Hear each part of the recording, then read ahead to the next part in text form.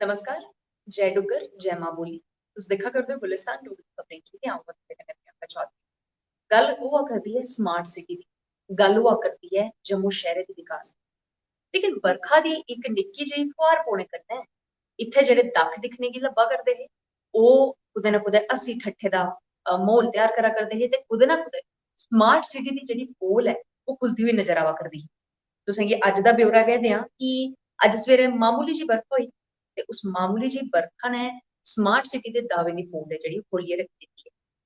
सवेरे जिन्नी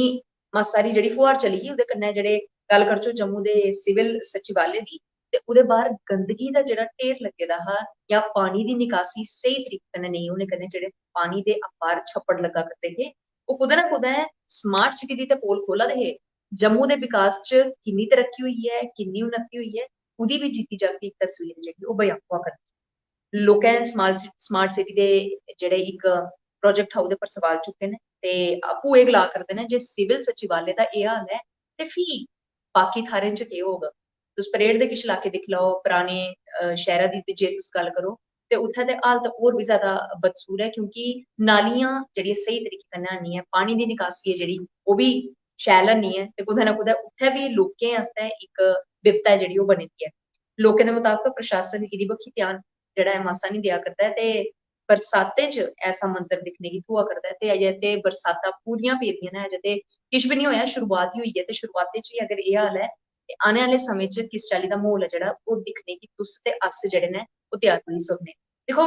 तरक्की सब चांह्दे न, विकास सब चांह्दे न ते जम्मू कश्मीर दी जेकर गल्ल करचै, खास करियै जम्मू सूबे दी गल्ल करचै ते स्मार्ट सिटी दा ऐसा इक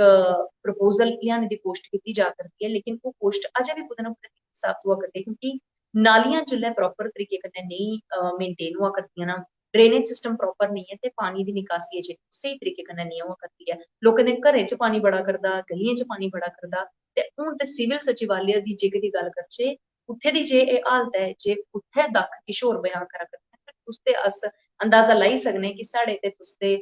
तुंदे घरा दी केह् हालत होई सकदी ऐ फिलहाल इन बरसातें दे मौसम च। ते ऐसे च अनुरोध एही रौह्ग जम्मू नगर निगम थमां बी कि एह्दे पर गौर कीता जा ते जेह्ड़ी स्मार्ट सिटी दा प्रोजेक्ट दी इक मुहिम छेड़ी दी ऐ, एह्दे च किसे किस्म दी कोई बी कोताही ना हो, लापरवाही नेईं हो ते कुसै गी बी तंज कसने दा मौका जेह्ड़ा ओह् नेईं थ्होऐ। फिलहाल हुनै थोड़ी तक्कर तुस मिगी इजाजत देओ। बने दे रवो गुलिस्तान डोगरी खबरें कन्नै। अ'ऊं परतियै तुंदे कन्नै मलाटी करगी। जय डुग्गर, जय मां बोली।